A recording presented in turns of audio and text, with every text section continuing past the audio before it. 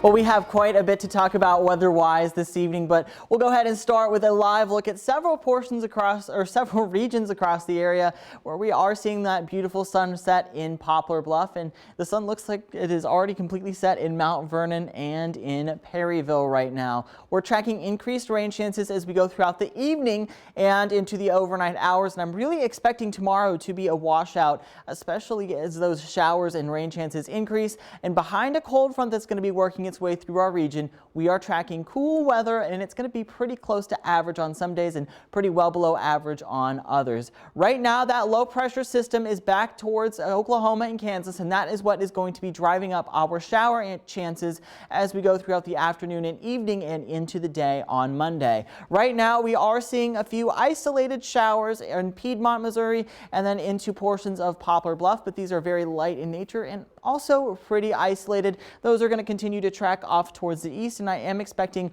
more widespread rainfall as we go throughout the afternoon and evening. Temperature wise, we're looking at things into the 50s around Carbondale and then into the lower 50s further off towards the east, and then we're already getting into the upper 40s around Mount Vernon, but notice that it is still pretty warm around portions of southeastern Missouri, mainly around Kennett and Poplar Bluff. For the rest of the evening around dinner time, I'm expecting temperatures to still be into the 50s, 40s by the time we make it into the 8 o'clock hour, and then as we're headed to bed tonight, I'm expecting a temperature of 45 and a 20% chance of some isolated showers, especially again after about 10 o'clock. And this is the future radar. By 6 o'clock, you can see that those showers that we saw earlier are going to be into portions of southern Illinois. But if we run the clock forward by midnight, I'm expecting those showers to become a lot more widespread, and then we're going to be seeing those showers through the day on Monday morning. That's about at 6 o'clock in the morning, and then by lunchtime, I think we could be seeing a little bit of a lull in the shower activity, but you'll notice those showers and thunderstorms back towards the west.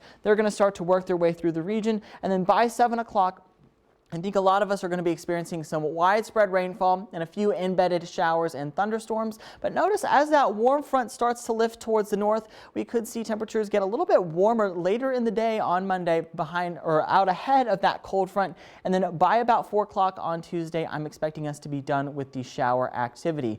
The Storm Prediction Center has gone ahead and placed a level 1 risk for severe weather into portions of Dunklin and into portions of the Boot Hill of Missouri, and then also for our Tennessee counties, and that you can see that level 1 risk in that darker shade of green. The lighter shade of green is just general showers and thunderstorms, but further down towards the south, if you're doing any traveling tomorrow, be aware that there is a level 3 risk of severe weather into portions of Louisiana and into portions of Mississippi. However, I'm not expecting a widespread severe weather event for us. A few storms could be on the stronger to severe side, but what I'm really expecting to be the main weather story tomorrow is going to be the amount of rain that we could see with this system. We could see 3/4 of an inch around southern Illinois, and then maybe even up to 1.5 inches into the Boot Hill of Missouri and into northern Tennessee. And tomorrow is definitely going to be a day to keep that Storm Track 3 app handy because it will give you radar on the go. And behind that cold front, we are tracking temperatures that are going to be into the 50s and then a little bit unseasonably cold as we go into the latter half of the work week, with highs only into the mid 40s by the time we make it to Saturday. But just to recap, we're going to be seeing pretty widespread rain chances for tomorrow with a high of about 58, 53 for the day on Sunday, or on Tuesday, I should say. But the interesting thing about that high temperature is it's probably going to come at about midnight, and then our afternoon temperature is going to be into the low 40s, and then we're going to really hang on to those 40s for the exception of Thanksgiving for the rest of the week, and it's going to be even colder as we get into next week. Yeah, Thanksgiving does look nice on the board there. Yeah, it's not too bad. 53 degrees and partly cloudy skies. All right, thank you, Garrett.